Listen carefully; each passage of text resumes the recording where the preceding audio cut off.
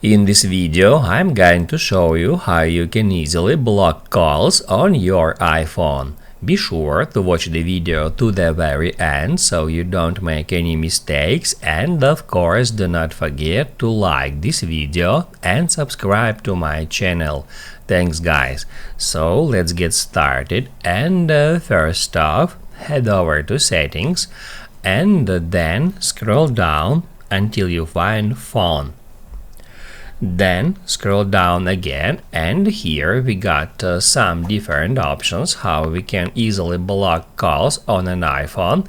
The first option is silence unknown callers.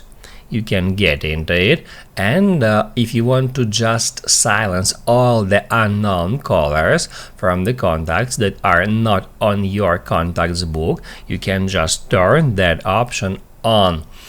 Once it is turned on, calls from unknown numbers will be silenced, set to voicemail, and displayed on the recents list. However, incoming calls will continue to ring from people in your contacts, recent outgoing calls, and Siri suggestions. If you want to block some specific contact, all you have to do is just at phone settings, tap at blocked contacts, and then tap at add new.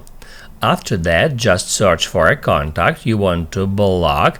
You can use search to do that, and once you find one, just tap on it, and that will immediately add this contact to blocked contacts list. And as long as the contact is blocked, he will not be able to call you and send you messages. If you want to block calls temporarily, just for some period of time, I recommend you to use Do Not Disturb focus mode.